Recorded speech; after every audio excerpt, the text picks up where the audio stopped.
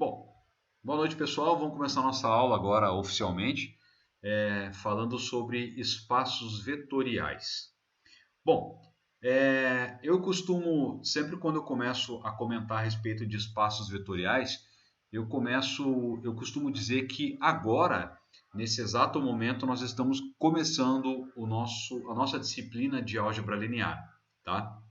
Porque todos aqueles conceitos que eu passei para vocês lá de matriz, um pouco de vetor, a parte de triangulação, escalonamento, etc, etc, tudo aquilo ali, na realidade, é uma revisão.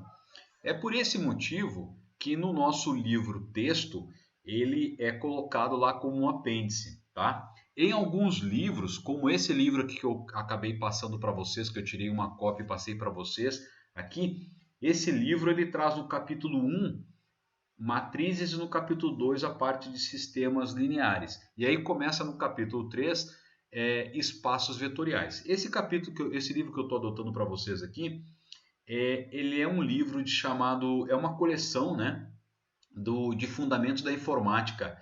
Ele é do Aníbal Eton Júnior, Álgebra Linear para a Computação. Tá? Então é um livro mais ou menos direcionado para vocês. Eu ia, eu ia fazer tudo isso para vocês lá e acabar digitando algumas coisas, mas então eu achei melhor passar isso aqui porque está um pouco mais resumido e eu vou explicando o que realmente é importante para nós. Tá? Então, repetindo, tudo que nós vimos antes, lá como vetores, um pouco os conceitos de vetor e um pouco os conceitos de matrizes, sistemas lineares e as classificações, elas serão úteis e serão aplicadas agora dentro da nossa álgebra linear. Então agora nós estamos realmente, oficialmente, começando a nossa álgebra linear, tá? Bom, pessoal, então o que é um espaço vetorial, tá? Vamos começar com a ideia do que é um espaço vetorial. A nossa ideia dentro da álgebra linear, né, como o próprio nome diz, linear, porque quase todos os conceitos são lineares, representam linhas ou são expressões que são lineares de grau 1, o nosso principal conceito, o nosso principal interesse dentro da álgebra linear é construir as expressões, tanto as funções como integrais, derivadas, qualquer outra relação ou equação ou propriedade matemática, transformar tudo isso como um conjunto especial, tá? Que conjunto especial é esse? É um conjunto chamado de espaço vetorial. Tá? Então a nossa ideia, pessoal, é trabalhar agora com um determinado conjunto. Tá? Eu vou tentar mostrar aqui para vocês um conjunto especial. Então nós vamos falar um pouquinho sobre teoria dos conjuntos. Eu vou mostrar algumas coisas de teoria dos conjuntos para vocês, mas em especial este conjunto aqui, tá? Que ele é chamado de espaço. Por que ele é chamado de espaço? Espaço como um local, tá? Como um ambiente. Como nós agora estamos no Discord, nós estamos num espaço, tá? E esse espaço, esse ambiente, ele trabalha e ele lida todos os elementos que estão dentro dele como se fossem vetores. Tá? Qual é a ideia? Por que ele trabalha tudo como se fosse vetores? Ele trabalha tudo como se fosse vetores porque o vetor é muito simples de trabalhar e muito simples de operar. Tá? Mas aí você pensa assim, professor, então quer dizer que qualquer função que eu pegar, eu jogo isso e chamo isso de... jogo para dentro de um determinado conjunto e digo que ele é um espaço vetorial? Não, não é bem assim, tá? Para que eu pegue uma determinada função e diga que ela é um espaço vetorial, ela precisa respeitar 8 axiomas, tá? 8 axiomas ou 8 propriedades, que são esses aqui que eu estou mostrando para vocês, ó. 4 propriedades da adição e 4 propriedades da multiplicação, tá? Se você pega, digamos, um polinômio, pegou um polinômio, verificou que esse polinômio, vamos pensar assim, um polinômio de terceiro grau.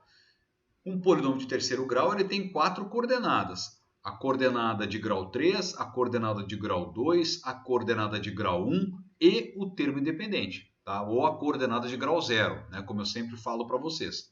Então, se você conseguir, dentro desse polinômio de grau 3, verificar estes 8 axiomas, 4 de multiplicação, desculpe, 4 de adição e 4 de multiplicação, você pode esquecer que aquilo ali é um polinômio e pode tratar como um vetor, tá?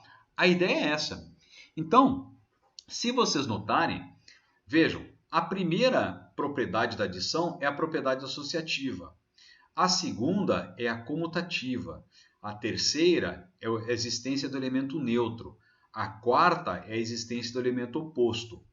A primeira multiplicativa, ele diz o seguinte, que vale a associatividade dentro dos escalares. A segunda multiplicativa é que a soma de escalares, no caso, o elemento U, que eu não sei o que é ainda, o elemento U, ele pode ser distribuído sobre escalares. E para qualquer elemento U e V, você pode distribuir o escalar sobre a soma. Tá? Então, vocês estão vendo que ele tem uma certa semelhança com o que a gente já trabalhou em lógica, tá? Tá vendo que as coisas parecem que se fundem um pouco dentro da matemática? E a ideia é essa. E a quarta propriedade é a existência de um elemento neutro multiplicativo. Então veja, aqui você tem um elemento neutro aditivo e aqui você tem um elemento neutro multiplicativo. Beleza, se você conseguir provar esses, digamos, 8 axiomas, 4 aditivos e 4 multiplicativos, você pode tratar aquilo ali como se fosse um vetor. Daí você passa a somar vetor, você passa a multiplicar, você passa a fazer qualquer operação esquecendo a natureza da função, tá? Então você esquece que aquilo ali era um polinômio, ou que era uma derivada, ou que era uma integral, e passa simplesmente a tratar como vetor. Por quê? Porque você botou dentro de um conjunto especial que é chamado espaço vetorial. Tá? Então, vejam, o que nós temos aqui? O que ele está falando de propriedades dentro do espaço vetorial? Tá? Daí, o interessante é o seguinte, que se você tem um polinômio e você consegue dizer que aquele polinômio ele respeitou esses 8 axiomas, você pode esquecer que aquilo ali é um polinômio e pode chamar ele de vetor. Tá? Então você, agora para mim é um vetor, daí o vetor tal, vetor tal, vetor tal, entendeu? Você pode tratar aquilo. Notem também uma coisa interessante. Por que que aí começa a surgir as coisas, né? Começa a surgir um pouco uma ligação entre o que a gente já tinha visto anteriormente. Aí a ideia é assim, por que que isso aqui pode ser chamado de vetor? Porque um vetor, ele respeita esses 8 axiomas, tá? Então você pode considerar como vetor. Daí a outra pergunta, por que que nós estudamos matrizes? Porque, lembra que eu falo sempre para vocês, eu falo assim, se você pegar agora no Google ali, lá verificar, qual é a definição de matriz? Matriz é uma tabela que você organiza números, né? Mas eu sempre falei para vocês que matriz, na realidade, ele é algo um pouco mais especial, porque você pode organizar dentro desta tabela vetores. Esses vetores podem ser colocados em colunas ou podem ser colocados em linhas. Você pode tratar os elementos que estão dentro de uma matriz como vetores linhas ou vetores colunas, tá? E o fato, olha só como são as coisas, tá? E o fato de você ter dentro da matriz os elementos vetores e eles respeitarem esses 8 axiomas, você chega à conclusão, então, que as matrizes também representam ou aceitam, né? Ou respeitam esses 8 axiomas. Tá? Então, foi por isso que nós estudamos matriz. Por quê? Porque nós vamos pegar problemas agora de álgebra linear, perfeito? De espaços vetoriais e vamos fazer a transformação em matriz. E aí, então, resolver o problema numa matriz e voltar à origem. Então pense assim, que a matriz ela é como aquela situação, você pega a roupa suja, joga na máquina e tira a roupa limpa, tá? Então a matriz na realidade ela é a máquina, porque ela que faz o trabalho para nós, tá bom? Então, você pega a função, joga na matriz, trabalha com a matriz e tira o resultado, tá bom? Então faz uma analogia assim com uma máquina de lavar roupa. Muito bem, então vamos analisar um pouquinho. Talvez essa aula seja um pouquinho extensa, mas é uma teoria que a gente precisa passar para vocês, tá? Para que vocês tenham ideia de onde vocês estão atuando. Muito bem, então vamos lá.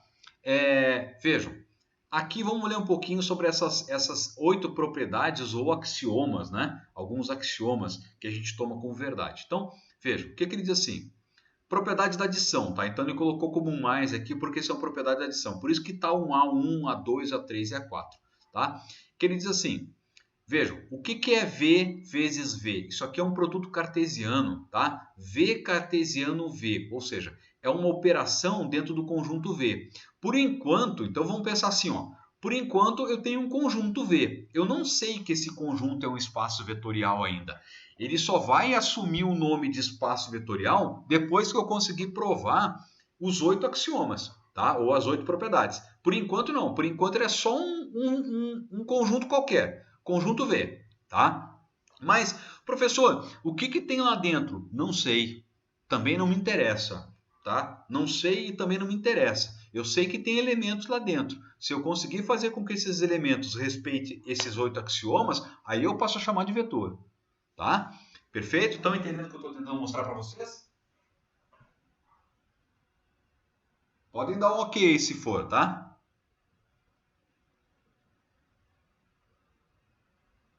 Beleza. Então vamos lá, vamos continuar.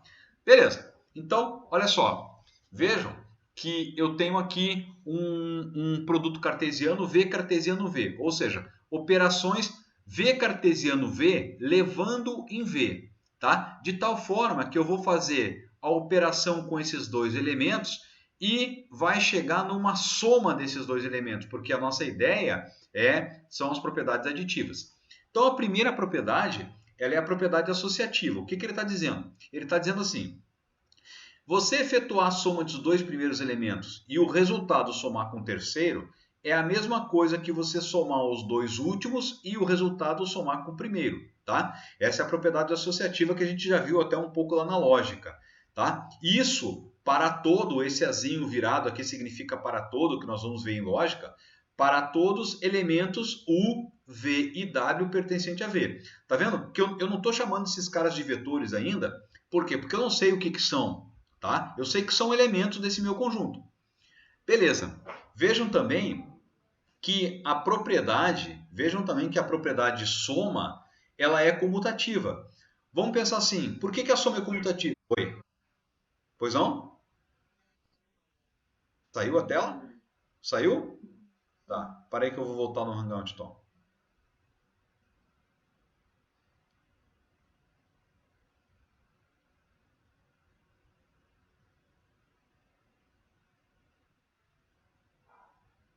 Foi? Beleza. Agora estão vendo, né? Eu acho que é esse. Estão vendo aí que eu estou baixando um vídeo aí, né? Eu estou subindo um vídeo lá para o YouTube, é por isso que eu acho que ele está dando problema. E a minha internet também. Se der problema, vocês gritem aí, tá? Beleza. Então, nós estávamos na comutativa, né? Então, olha só. Comutativa. Pense, o que é comutar? Comutar, eu já mostrei isso para vocês em lógica, comutar é mudar de posição e o resultado se mantém igual, tá? Então, você pode pensar assim, 2 mais 3 é a mesma coisa que 3 mais 2, tá? Então, dentro da adição desses elementos, vale a comutatividade. Dentro da adição também, sempre existe um elemento neutro, tal que quando você soma com qualquer elemento, você resulta nele mesmo, tá? Existência do elemento neutro. E também, para todo elemento pertencente a esse conjunto V, deve existir o menos U, tá? De tal forma que quando somado você resulta num elemento neutro. Então essa é a existência do elemento oposto. Perfeito? Então deve existir, esse conjunto deve satisfazer todas essas propriedades. E aí, então, qual é a propriedade da multiplicação? A multiplicação dos reais em V. Então, é um produto cartesiano no conjunto dos reais em V, resultando no próprio V. Então, qual é a ideia? Tá vendo? Eu quero que vocês entendam a ideia. A ideia é o seguinte: a ideia é que eu tenho que pegar elementos que estão dentro desse meu conjunto e a resposta tem que estar dentro dele, tá? Eu não posso pegar, vamos supor, eu estou somando lá dois polinômios de primeiro grau e aí a resposta dá um polinômio de terceiro grau. Não, para aí não pode. A resposta teria que dar polinômio de primeiro grau. Entendeu? Eu somo duas derivadas e dá uma integral. Não, para aí não pode. Eu tenho que ter sempre a mesma característica, sempre o mesmo DNA. Tá? Então o que ele está dizendo aqui é justamente isso. Você pegar dois elementos, somar e esse elemento continuar dentro do V. Tá? Isso que a gente está tentando mostrar, que eu estou tentando mostrar para vocês aqui. Da mesma forma, na multiplicação, o que ele está dizendo? Ele está dizendo para você assim: pegue um escalar qualquer alfa, multiplique pelo elemento e o resultado tem que estar dentro do V. Tá? Muito bem. Daí, a primeira propriedade multiplicativa, ele diz assim, que para todo U pertencente a V e para todo alfa e beta pertencente aos reais, ele está dizendo que a associatividade dos escalares multiplicados pelo elemento U é a mesma. Então, tanto faz eu efetuar primeiro a multiplicação do primeiro escalar e aí depois o resultado multiplicar pelo outro escalar, ou então multiplicar os escalar primeiros para depois multiplicar o U. Então, vamos pensar num caso aqui. Tanto faz eu multiplicar 2 vezes 3, né? Ou vamos pensar assim, o alfa é 2, o beta é 3. 3 vezes U, depois o 2, ou multiplicar 6 vezes U. O resultado é o mesmo, tá?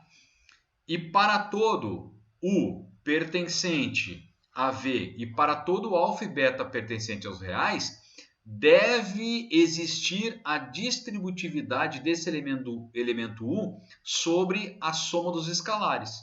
Tá? Então, e quando você faz a distribuição, você tem que permanecer dentro do V. E também a terceira propriedade multiplicativa diz o seguinte, que para todo U e V vale a propriedade distributiva sobre os elementos U e V. Então, esta propriedade tem que ser válida. Tá?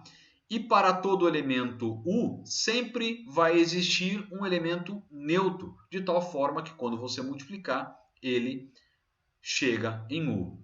Muito bem, satisfeito isso, uma vez que eu consegui satisfazer isto para os elementos de V, então esses elementos passam agora a ser chamados de vetores. Tá? Então agora eu posso considerar isso aqui como vetor. Então os elementos, tá? E os elementos de R são chamados de escalares. O que são escalares? São números. Tá? Tudo bem? Então isso que eu queria... Pois não?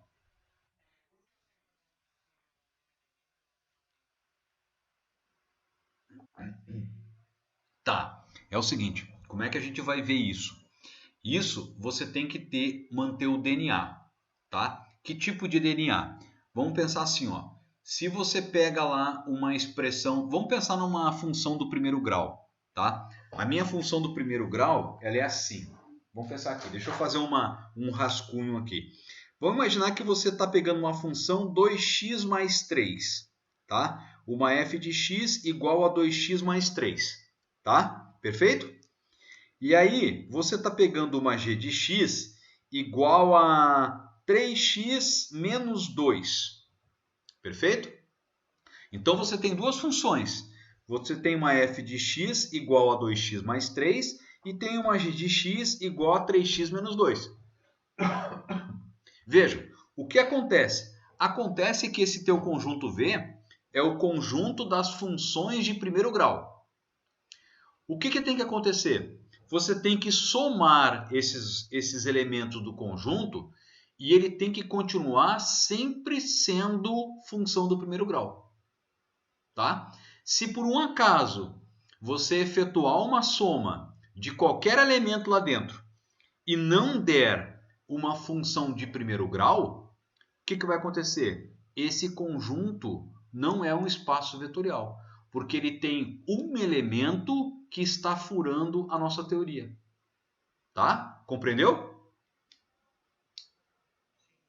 Beleza. Então, na realidade, o que nós temos que ficar de olho é com o DNA da expressão, tá? É o DNA, aquela característica. Então, imagina o seguinte, vamos lá. Um casal, tá? Tem um homem e tem a mulher. Daí, beleza. Os filhos sempre saem parecidos com o homem e com a mulher. Ou seja, os elementos que estão saindo, né, que são os seus filhos, são o quê? São elementos que carregam o DNA do pai e da mãe. Tá? Se por um acaso acontece de algum dos filhos não carregar o elemento, o DNA, opa, teve um problema aí. Certo? Então essa é a ideia. O DNA é a característica, não é o teu resultado, e sim a característica da expressão. Tá? Vamos ver um exemplo aqui agora, vamos ver se tem aqui um exemplinho. Olha só. Vamos lá, exemplo. Os reais é um espaço vetorial, lógico. Por que os reais? Imaginem os números, tá? Imagine o número. Se você vai somar número, o que você vai ter? Número. Se você vai multiplicar um número por outro, o que você vai ter? Número. Ou seja, de qualquer forma, né, você vai ter sempre elementos reais. Se você multiplica real por real, o resultado é um número real. Então, qualquer operação que você fizer aqui dentro, vejam, essa aqui, ó, se você pega dois números reais e soma, 5 mais 3 é a mesma coisa que 3 mais 5. Se você multiplicar 3 por 0, vai dar o próprio 3. Tá? Dentro dos números reais, digamos o 3, sempre vai existir o menos 3, de tal forma que você chega no elemento oposto. A mesma maneira, você tem aqui 3. Se você pode pegar o 3 e multiplicar por 10, mas o que é o 10? É 2 vezes 5. Tá? Você vai ter esse mesmo resultado. A mesma coisa, você pode pensar aqui em 3 mais 5 multiplicado por, digamos, 2 mais 5 multiplicado por 3. Você pode aplicar a propriedade distributiva, o resultado é o mesmo. Então, os números reais, eles satisfazem sempre aqueles 8 axiomas. É por esse motivo que eu posso, de repente, se eu estiver trabalhando com o número real, eu posso chamar que aquilo ali é um vetor. Tá? Mas que vetor? Ah, o vetor de uma coordenada única. Perfeito? Quem é esse R2 aqui? R2 é um plano, tá? R2 é um espaço vetorial. Por quê? Porque se você pegar qualquer vetor no plano, vejam, se você pegar vetor no plano, olha o vetor do plano. O vetor do plano sempre tem duas coordenadas. E como é que você faz a soma de vetor? Você soma coordenada com coordenada, primeira coordenada com primeira coordenada, segunda com segunda. E a resposta é uma outra coordenada. Certo? Então, o que você está fazendo? Você está somando x com r, y com z. Desculpe, y com um s. O que vai dar? Vai dar um w e um z, mas que são do plano. Você pegar um vetor e multiplicar por um escalar, vejam, um vetor do plano vai ser alfa, alfa x, alfa y. Ou seja, ele se mantém no plano. Tá? Então, o R2 é um plano, é um vetor. E aí, aqui, notem que do plano ele satisfaz aqui e prova, né, os 8 axiomas, tá bom, pessoal? Então vejam aqui, ó, ele diz que U é x e y e V é RS, e o W é um PQ. Aí ele faz a soma, ó, a propriedade, então a primeira propriedade da soma ele faz, depois ele faz a propriedade da associatividade, tá? Mas, lógico, eu não vou cobrar isso aqui de vocês, mas eu quero que vocês saibam que todas essas demonstrações existem e dessa forma que você tem que resolver. Tá? Então depois eu quero que vocês olhem o que está acontecendo para nós não perdermos muito tempo nessa explicação. Tá? Beleza. Da mesma forma, você pode pensar assim, que o R3, ou seja, o espaço, ele também é um espaço vetorial. Porque da mesma forma que tem do plano, você pode pensar no espaço.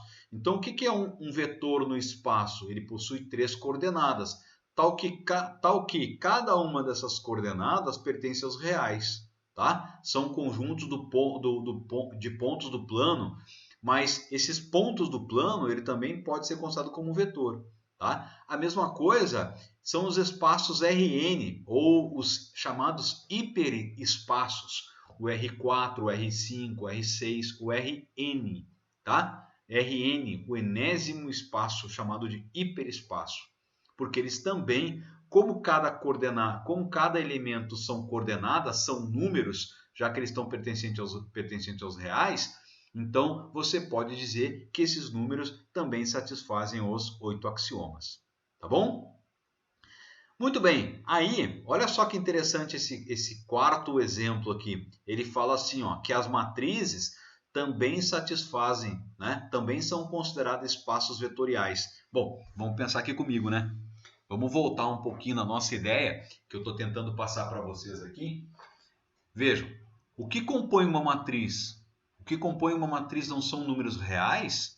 E eu já acabei de falar para vocês aqui em cima, olha aqui, ó, acabei de mostrar para vocês que os reais são espaços vetoriais. Bom, se os elementos das matrizes são reais, significa então que eu somar elemento, eu continuo. Se eu somar números reais que estão dentro da matriz, eu continuo com números reais. Se eu multiplicar por um escalar, eu continuo com o número real. Tá? Então é por isso que as matrizes, ó, matrizes M por N é um espaço vetorial de ordem M por N, tá? É a ordem das matrizes, perfeito? E ele também é um espaço vetorial. É por esse motivo, então, vamos voltar à nossa ideia. Tá vendo que eu quero linkar uma coisa com a outra. É por esse motivo, então, que eu digo que os elementos de uma matriz são vetores. Porque se você pensar que a matriz ela é um espaço vetorial, qualquer matriz pode ser considerado como um espaço vetorial, já que os elementos das colunas ou das linhas são números reais, você pode pensar então que os elementos das colunas ou das linhas são vetores. Tá? Então, voltando ou ratificando, né? Ratificando que realmente os nossos elementos que estão lá nas linhas e colunas são vetores. Tá? Então a matriz ela é algo bem importante, ela é muito mais do que aquela simples definição que nós temos, que são as formas de organizar elementos. Muito bem. Bom, gente, então olha só, algumas propriedades, né? Propriedades aqui que talvez a gente venha a precisar um pouco mais à frente. Ele diz o seguinte, primeira propriedade, ele diz que para todo alfa, ou seja, para todo escalar pertencente aos reais, um escalar que multiplica um elemento zero é sempre zero. Bom, isso é lógico, né? Isso é bem lógico para nós, mas lembre-se, como nós estamos trabalhando com um conjunto, e se isso aqui não fosse provado, nós não poderíamos afirmar que isso realmente está acontecendo. Tá? Depois, propriedade 2. Para todo elemento pertencente ao V, sempre que eu multiplico o elemento zero, resulta em zero. Tá? Para todo alfa pertencente, alfa multiplicado por U é igual a zero. C e somente C, tá? C e somente C, alfa é igual a zero ou U é igual a zero. Então, vejam, esta multiplicação aqui só resultará em zero se um dos dois elementos for zero. Tá? Senão, não pode resultar em zero. Para todo alfa pertencente aos reais e para todo U pertencente ao nosso conjunto V, menos alfa, que é o elemento oposto, né? Menos alfa multiplicado por U é a mesma coisa que menos alfa multiplicado pelo elemento... É a mesma coisa, né? Que alfa multiplicado pelo elemento oposto, que é, na realidade, a multiplicação de alfa U oposta, tá? Então, é o mesmo resultado.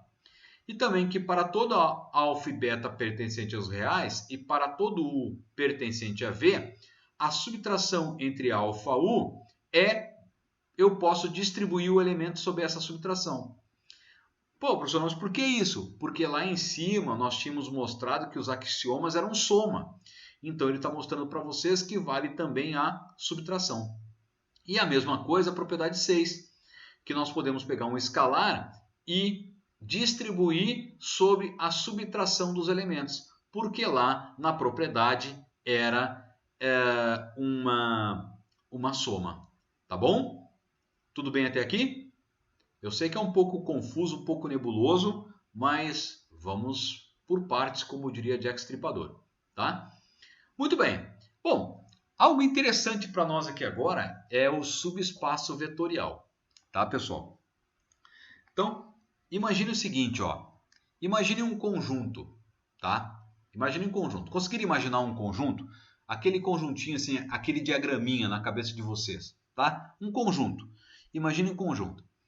Se você tem um pedaço desse conjunto, você tem um subconjunto, tá? Lembrando, um pedaço do conjunto você tem um subconjunto. Muito bem. Vamos lá. A ideia é o seguinte: se você tem um conjunto que ele tem um nome especial, que ele é chamado de espaço vetorial, então, quando você tira um pedaço desse conjunto, esse conjunto ele deve ser um espaço vetorial também, tá? Então, quando você tira um pedacinho dele, então imagine que você tem um conjunto aqui, tá? Aqui está o meu conjunto. Daí você vem e tira um pedacinho dele. Esse pedacinho, ele contém elementos que faziam parte de todo esse conjunto aqui. Mas, como as propriedades de espaço vetorial devem ser válidas para todos os elementos dentro do conjunto, deve ser também para aquele pedacinho que eu tirei. E esse pedacinho, então, ele passa a receber um nome especial, chamado de subespaço vetorial. Tá bom? Então, na realidade, temos que pensar assim, ó. Todo conjunto, isso é uma teoria, né? Todo conjunto é subconjunto dele mesmo. Caramba, isso é uma coisa forte. Então vejam, todo conjunto é subconjunto dele mesmo. Poxa, se eu preciso, então, vejam, o que ele está dizendo para nós aqui? Teorema. S é um subespaço vetorial de V, tá vendo? Ó? O V era o meu conjunto maior e eu peguei um pedacinho dele que eu estou chamando de S. Ele é um subespaço se eu conseguir satisfazer esses três propiedadezinhas aqui, ó.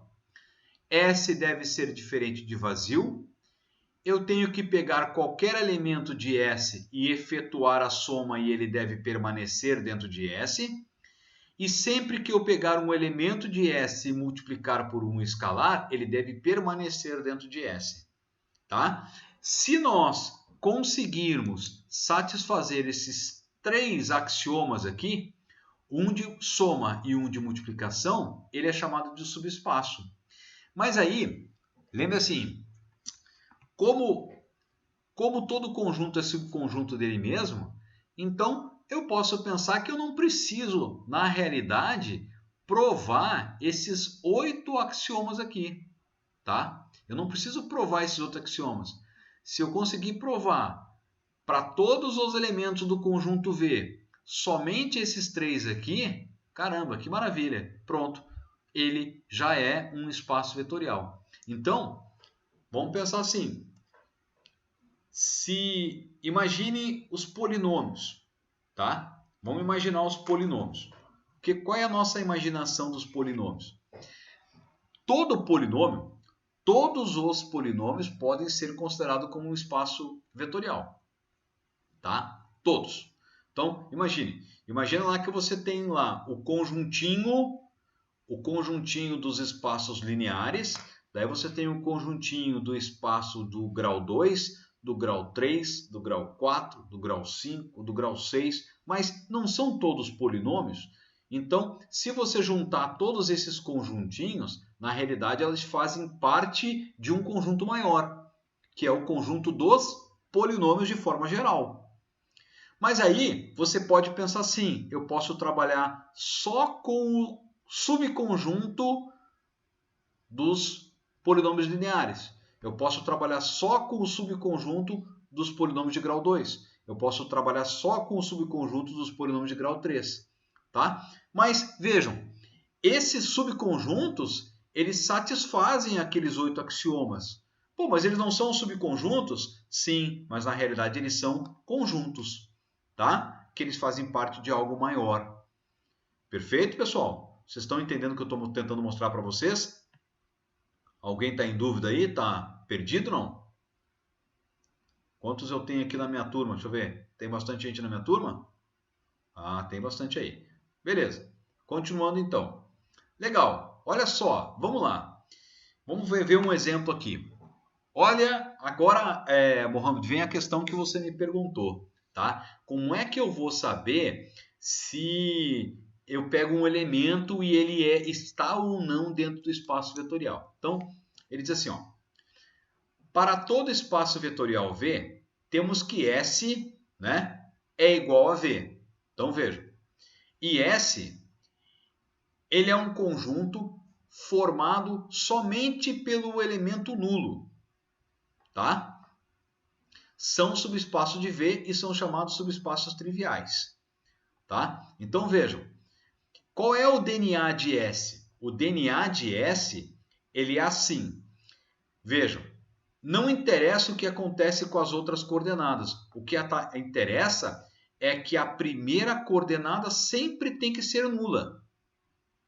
Perfeito? Então vejam, se você pega um elemento do S, ele tem que ter essa característica aqui. Se você pega um outro elemento, ele tem que ter essa mesma característica aqui. Se você pega um terceiro elemento, ele tem que ter essa mesma característica. Qual característica? A primeira coordenada tem que ser sempre nula. Ou seja, esse elemento S, ele está no plano YZ. Tá? É um elemento do espaço, só que ele está representado somente no plano YZ. Porque a primeira coordenada é nula. Tá? Então, vamos verificar se ele realmente é subespaço vetorial. Beleza, ele é um subespaço vetorial. Por quê? Porque o elemento nulo está lá dentro.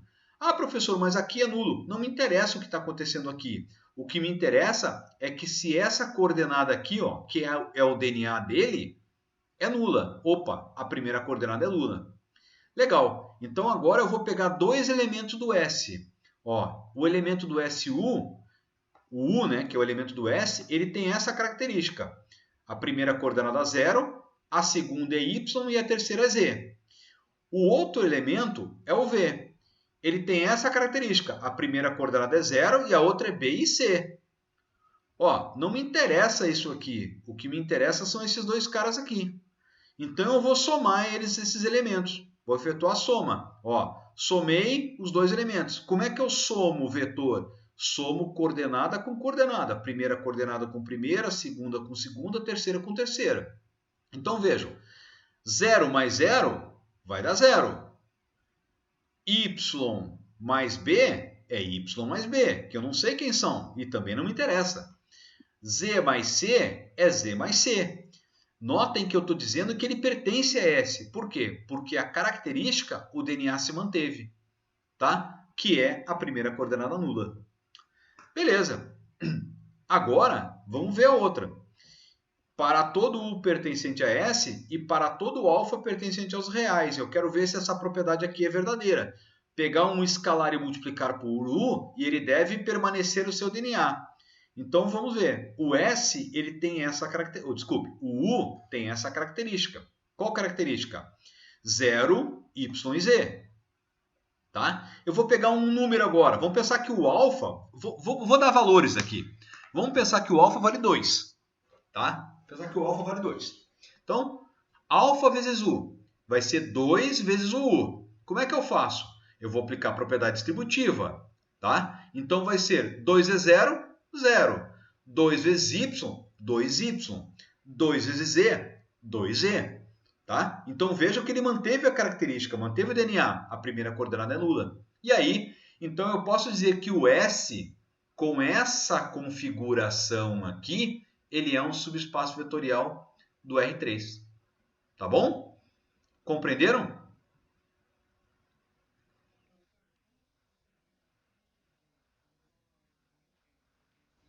Não, ele pega elementos. Ele vai pegando elementos lá dentro, qualquer um. Qualquer elemento, U, V e o W, qualquer um. Tá vendo que Y, Z, B e C são genéricos? Poderia ser assim, ó. Vamos dizer que o U fosse assim. Deixa eu ver aqui um U. Fazer assim, ó. Imagina que o U fosse assim. U fosse igual a 0, 2 e menos 3. Tá? E o que o V fosse 0, menos 1 e 4. Tá vendo? Não interessa quem está aqui. Ele botou de forma genérica. Isso aqui é uma representação genérica. Ou seja, ele pode pegar infinitos elementos lá dentro, desde que a característica desses elementos sejam sempre essa. Tá bom? Entendeu, Mohamed? Beleza. Legal. Vejam. Ó, observem esse caso aqui agora. Isso aqui é um contra-exemplo, tá? Esse é um contra-exemplo. Vejam o S agora. Esse aqui é um outro S, já não é mais o mesmo do exemplo 1. Tá? Esse é um outro S. Então, o que significa esse outro S aqui? Ó? Ele tem essa característica. A primeira coordenada é sempre 1. E essa outra coordenada ela é sempre um elemento genérico qualquer. Ele não é um subespaço.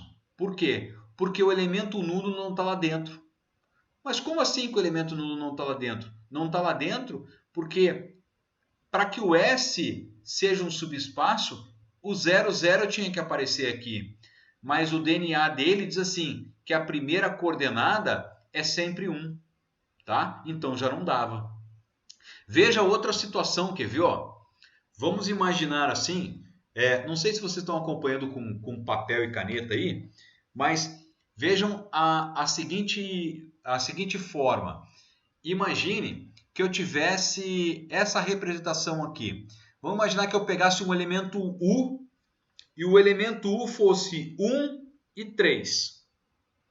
E o elemento V fosse 1 e menos 4. Tá? Peguei dois elementos de S. Se eu efetuar a soma dele, U mais V, vai ser 1 e 3 mais 1 e menos 4. Vejam que, como é que eu somo? Eu tenho que somar a primeira coordenada com primeira, a segunda com segunda.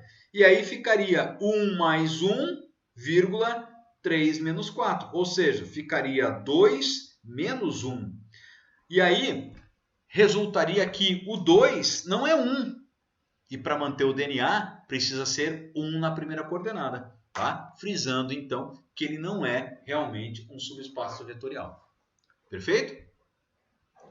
Vejam agora esse novo exemplo aqui. Tá? Esse novo exemplo, ele fala assim, ele diz que S é um conjunto de matrizes de ordem 2 por 2, tá? De tal forma que os elementos dela são números reais, e ele mantém sempre esse DNA. Qual o DNA? Esse DNA, o elemento A11 e o elemento A22 deve ser sempre nulo. Tá? Esse é o DNA, ou seja, os elementos da diagonal principal devem ser nulos. Não interessa o que tem aqui na diagonal secundária. O que me interessa é o que está acontecendo com a diagonal principal. Beleza. Daí, vamos lá. Primeira parte. Primeira parte eu preciso provar então que o elemento nulo está lá dentro. Sim, o nulo está lá dentro. Por quê? Mantém o DNA. Olha aqui, ó. Tá? A diagonal principal é nula. E se por um acaso o B e o C forem zeros, a diagonal secundária também é nula. Ou seja, o elemento nulo pertence a S. Vou pegar duas matrizes agora. Duas matrizes quais? Oi? Ah, aqui.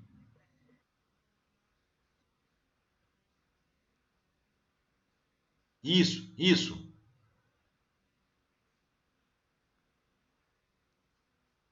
Sim, é um outro exemplo. É um outro exemplo. É um outro S agora. Não é mais o mesmo lá. É um outro subconjunto.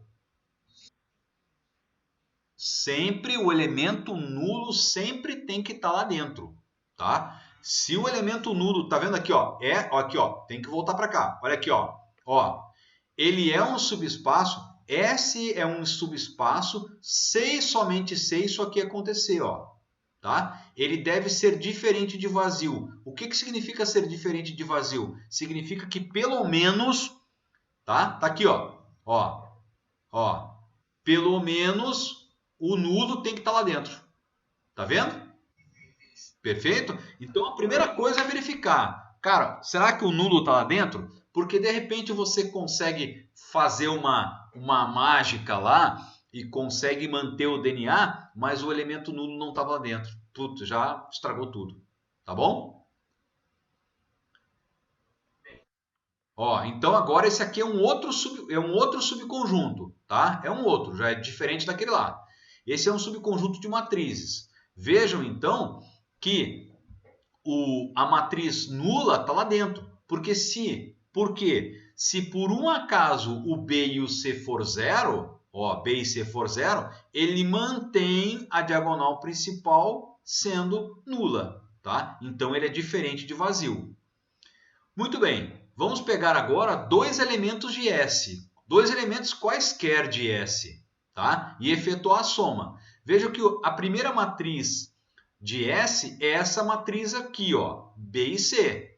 Só que a diagonal principal é nula, tá? Porque lembre-se, se ele faz parte de um subconjunto, ele tem que manter o mesmo DNA. E eu peguei o outro B. Ó, outro B, elementos quaisquer, Q e R, mas a diagonal principal é nula. O que eu vou fazer? Como é que eu somo matriz? Coordenada com coordenada. Então eu vou somar 0 mais 0, vai dar 0. B mais Q é B mais Q. C mais R é C mais R. E 0 mais 0 é 0. Não me interessa os resultados que estão dando aqui. O que me interessa é o DNA. E se manteve? Sim, se manteve. Significa, então, que esse elemento pertence a S. Esse novo elemento gerado pertence a S. Agora eu vou multiplicar por um escalar qualquer essa matriz. Tá? Então, novamente, peguei a matriz A, que tem esse DNA e esses dois elementos B e C. Quando eu pego um escalar qualquer, 2, 3, 5, 10, não interessa, e efetuo a multiplicação nessa matriz, vejam, 3 multiplicado por 0 é 3. Vamos supor que o alfa fosse 3. É 3. Alfa ou 3 multiplicado por B é 3B. 3 multiplicado por C é 3C. 3 multiplicado por 0 é 0. Ou seja, manteve o DNA. Logo, ele pertence a S. Se, como eu conseguir satisfazer os três elementos aqui, ó, resultado, então esse subconjunto ele passa a receber um nome especial chamado de subespaço. Daí, pessoal, não me interessa mais isso aqui. Me interessa que eu posso chamar isso aqui, ó, esses elementinhos aqui, de vetor, ou esses elementos aqui de vetor. E aí eu posso fazer todas as operações como se fossem vetores. Perfeito? Perfeito até aqui? Bom, eu quero destacar para vocês, eu quero chamar a atenção de vocês, é justamente isso aqui, ó, porque eu vou pedir alguns exercícios para vocês, tá? Então, tem exemplos lá no livro, lá no nosso livro texto, tem exemplos lá, mais alguns exemplos, além desse que eu estou passando para vocês, de como provar um determinado subespaço. Tá? Então, é isso que você vai ter que fazer. Ó. Esse subespaço aqui são essas três propriedadezinhas que você tem que satisfazer. Tá? Eu não vou provar, não vou pedir para vocês provarem aqueles 8 axiomas. O que me interessa é que vocês saibam esses 3 axiomas, tá bom? De espaço, de subespaço vetorial. Perfeito?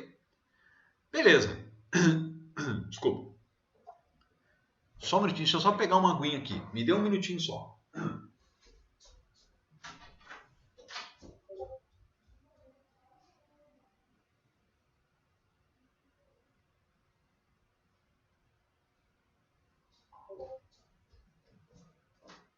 Estou voltando. Muito bem. Peguei uma aguinha aqui já, que já tinha acabado a água do meu copo aqui. Estou ficando sem voz já.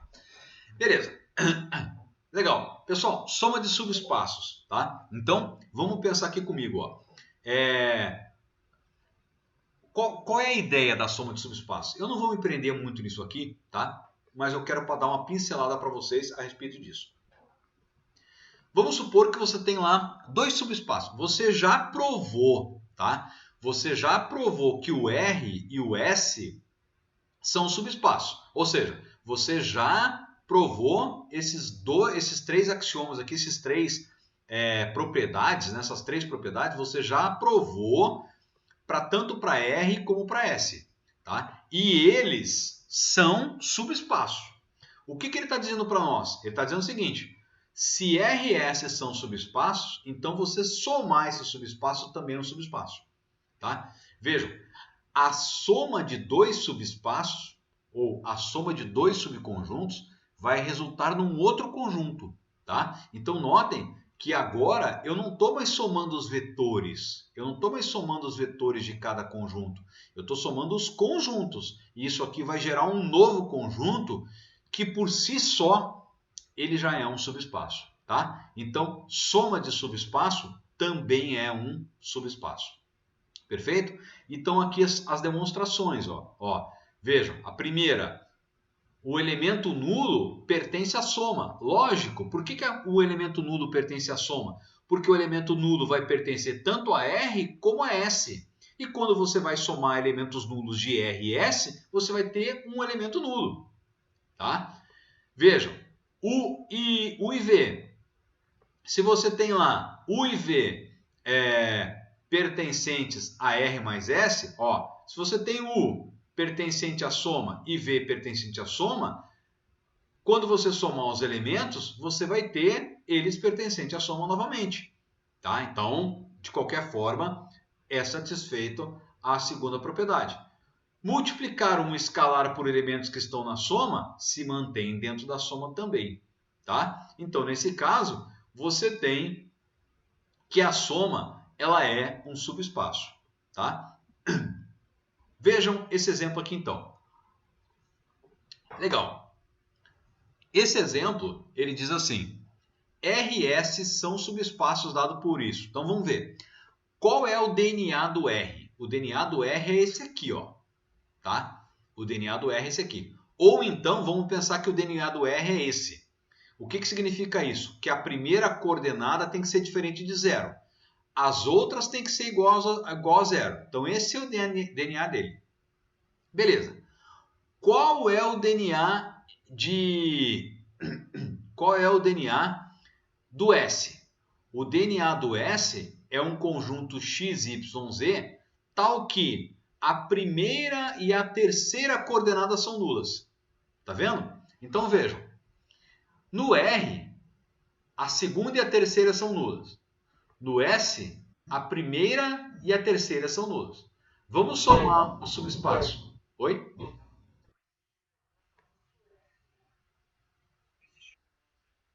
Isso, né? Esse aqui sim. Esse, né? Esse sim. Ó, tá vendo aqui, ó? Esse aqui, ó, fechou um conjunto aqui. E o S fechando um outro conjunto, tá bom?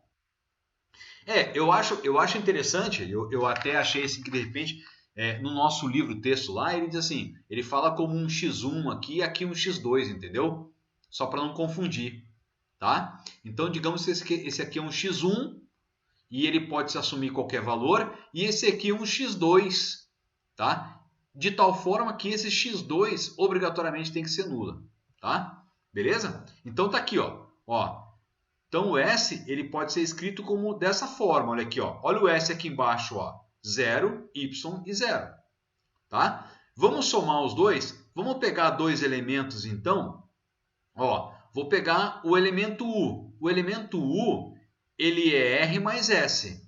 Então, quem é o R? O R pertence a R, tá? Então, o R tem essa característica aqui. E o S pertence, e o V, né? Aqui ele tem um erro aqui, ó.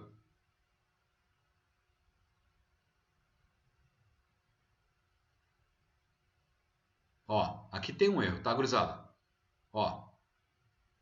Aqui tem um errinho aqui, ó. Vejam, R e S. R pertence a S, então R tem esse DNA. E S pertence a S, então S tem esse DNA. Tá bom? Então, o vetor U, que é o resultante dessa classificação aqui, vai ser quem? x00 mais y00. O que resulta? Resulta nesta característica aqui, ó. Tá bom? Então, o que significa? Significa que todos os elementos deste novo subespaço vetorial aqui tem que ter esse DNA. Qual o DNA? A terceira coordenada nula. Tá? Então vejam, vamos lá, qual é a interpretação geométrica dessa história aqui? A interpretação geométrica dele é essa. Vamos lá, olha aqui, ó. Quem era o R? Ó, o R, que é o maior, são os elementos, todos os elementos... Oi? Ó, quem é o R? Quem é o subespaço R? São todos os elementos que pertencem a esse eixo X aqui, ó. Tá? E quem são, né, os elementos S? São todos os elementos que pertencem a esse eixo Y. Ó. Tá vendo?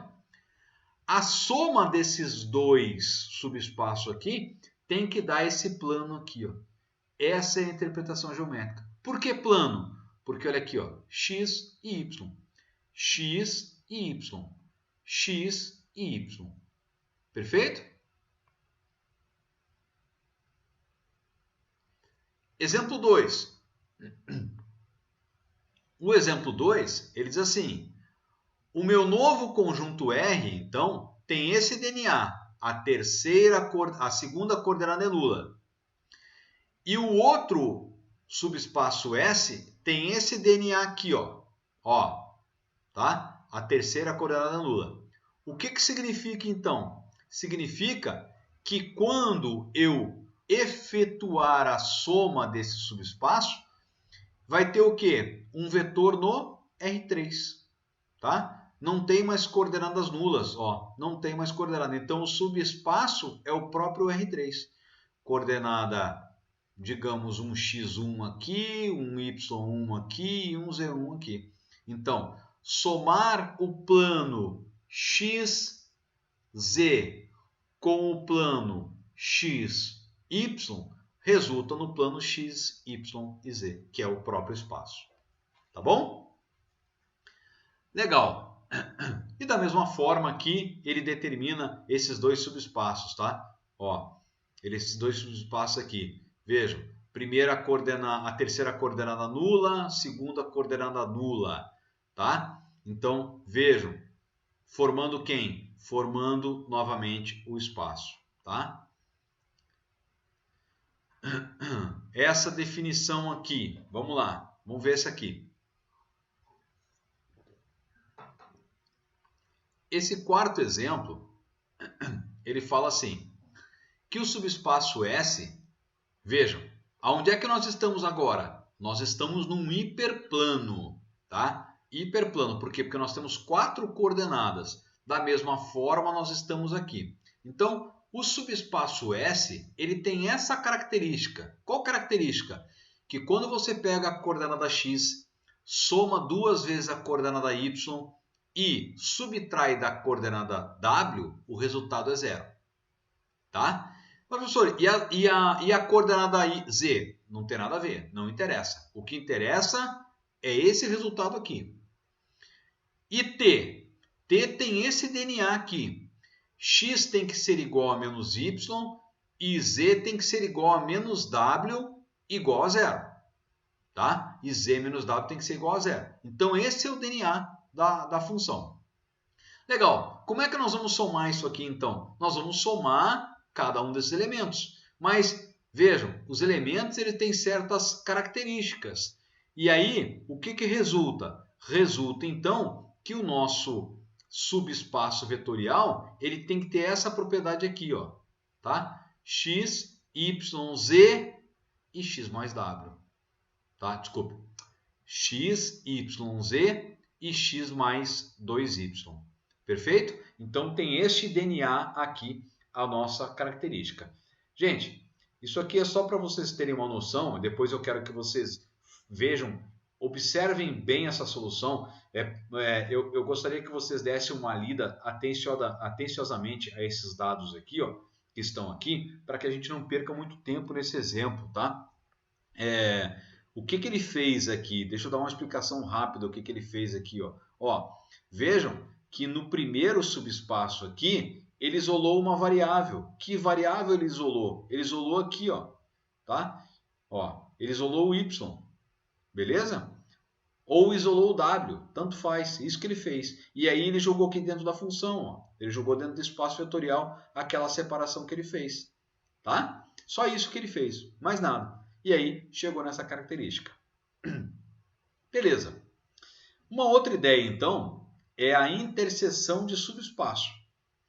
A interseção de subespaço, ela diz o seguinte: se você tem lá dois subconjuntos que casualmente eles têm elementos comuns, então a interseção desses dois subespaços, ele também é um subespaço, tá?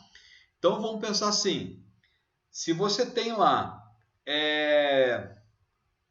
polinômios de grau 2, que casualmente você tenha elementos comuns, tanto de um subespaço S como do subespaço R, a interseção, o que está no meio desses dois conjuntos, você forma um conjunto novo, ou seja, você forma um subespaço novo, subespaço interseção, tá?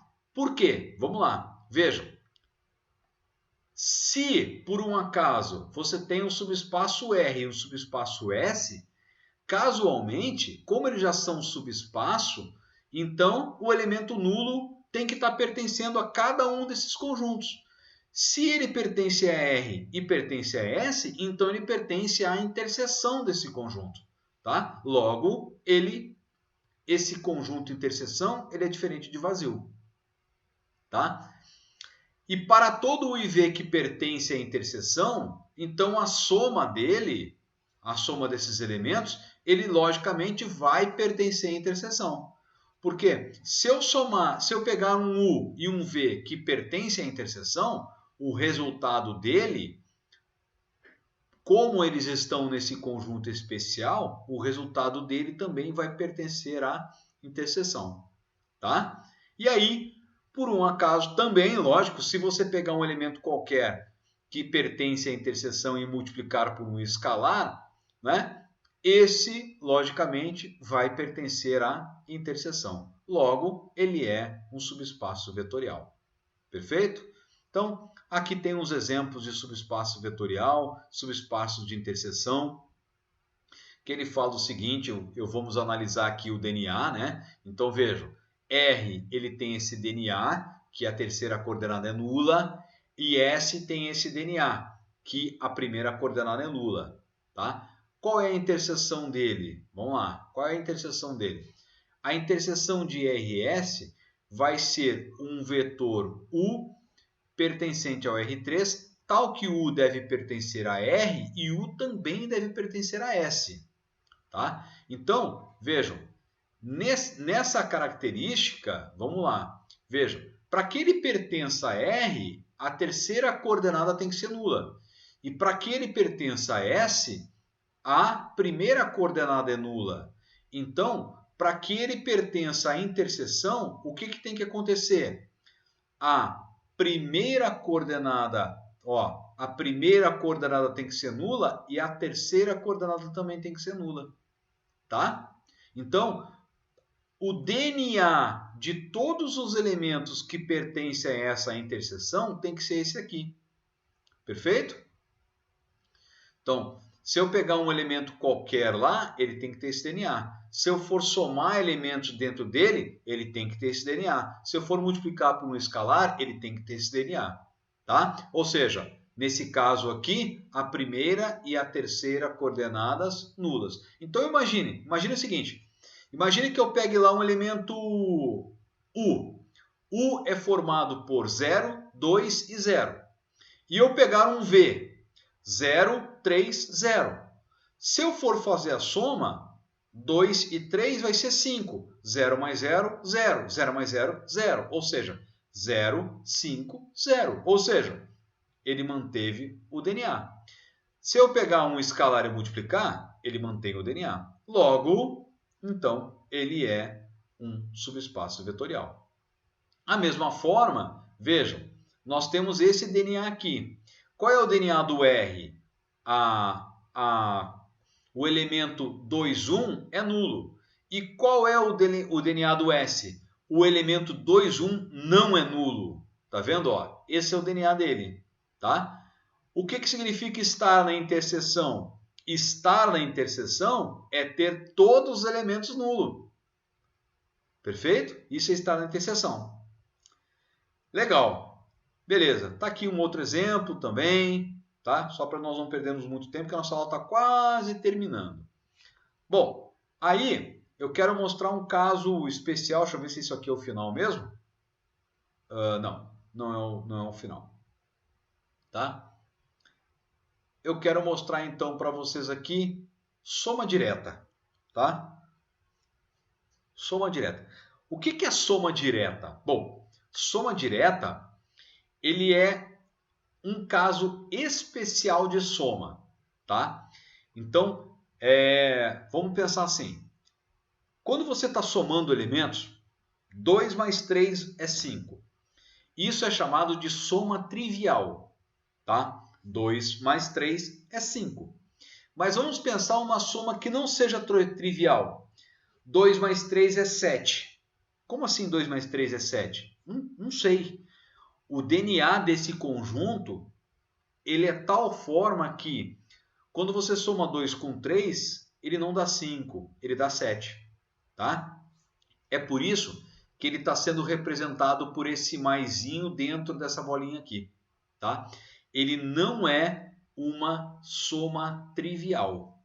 Perfeito? Então vamos ver o que é uma soma. Por isso que ele tem esse nome especial aqui, ó, soma direta. Então, soma direta de RS, C e somente C, isso aqui acontecer. Tá? Ó, somar elementos é a soma tradicional, mas a interseção deles tem que dar o elemento nulo. Tá? Então, eu não posso ter outro elemento na interseção deles. Certo? Eu só posso ter na interseção deles o elemento nulo. Perfeito? Isso é chamado de soma direta. Então, vamos ver aqui esse elemento aqui. Ó. Vejam, o elemento R ele possui essa característica aqui. A segunda coordenada é nula. E o elemento S ele possui essa característica aqui, ó, que é a primeira coordenada nula.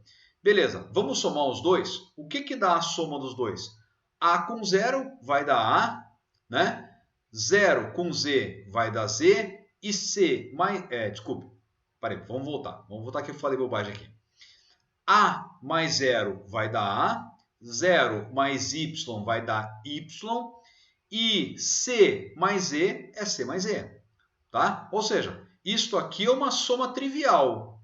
Perfeito? Beleza. Então isso pertence à soma direta. Agora, isto aqui, vamos ver. Quais são os elementos que estão na interseção? Vejam, esse elemento aqui está em interseção. Tá? Esse elemento está. Porque se o A for 0, então ele está na interseção. Esse elemento aqui está na interseção. Por quê? Porque se Y for 0, ele está aqui. Mas esse elemento aqui, ó, eles não são 0. Eles são diferentes de 0. Tá? Logo, olha aqui, ó, eu tenho uma coordenada Z. Perfeito? Um Z qualquer aqui, digamos um Z1, que ele pode ser igual a 0, mas ele de repente pode ser diferente de 0. Tá? E se ele for diferente de 0, então, vejam, ele não participará da interseção. Logo, ele não é uma soma direta. Tá? Isso é um contra-exemplo. Perfeito? E aqui, então, vocês têm dois exemplos aí de soma direta. Mais dois exemplos sobre soma direta. Perfeito, pessoal? Gente, ó, eu vou finalizar a nossa aula aqui, terminando um pouquinho antes de nós falarmos de combinação linear. Por que eu vou parar aqui? Eu vou parar aqui porque eu preciso de um pouquinho mais de tempo para falar de combinação linear, porque é um assunto importante para nós. Tá? Então, eu retomo aqui a nossa aula. Quando é a nossa aula, a nossa próxima aula? Deixa eu dar uma olhadinha aqui no meu calendário. A nossa próxima aula de álgebra é amanhã, né?